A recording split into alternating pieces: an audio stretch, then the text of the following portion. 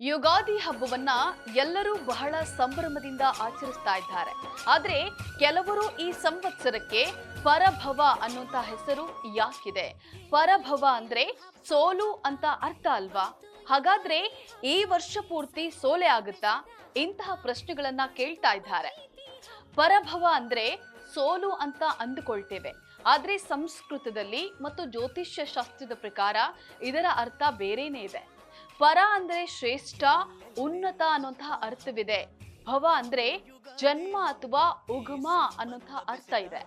ಹಾಗಾಗಿ ಇದನ್ನ ಮೂಲವಾಗಿಟ್ಕೊಂಡು ನೋಡಿದಾಗ ಹೊಸದಾಗಿ ಉದಯಿಸುವುದು, ರೂಪಾಂತರಗೊಳ್ಳೋದು ಅನ್ನುವಂತಹ ಅರ್ಥ ಬರುತ್ತೆ.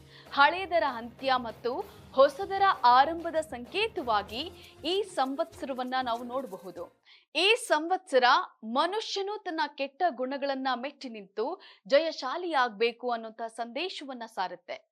ವರಹಮಿಹಿರನ ಸಂಹಿತೆಗಳ ಪ್ರಕಾರ ಈ ಸಂವತ್ಸರ ಸತ್ಯವಂತರಿಗೆ ಮತ್ತು ಕಠಿಣ ಪರಿಶ್ರಮಿಗಳಿಗೆ ಶುಭಪ್ರದವಾಗಿರುತ್ತದೆ. ಹಳೆಯ ವ್ಯವಸ್ಥೆ ಪರಾಜಯಗೊಂಡು ಹೊಸ ಬದಲಾವಣೆಗಳಿಗೆ ದಾರಿ ಮಾಡಿಕೊಡುತ್ತದೆ. ಒಟ್ಟಲ್ಲಿ ಪರಭವ ಅಂದ್ರೆ ಸೋಲುವುದಲ್ಲ, ನಮ್ಮ ದೋಷಗಳನ್ನ ಸೋಲಿಸಿ ವಿಜಯದತ್ತ ಮುನ್ನಡೆಯುವುದು.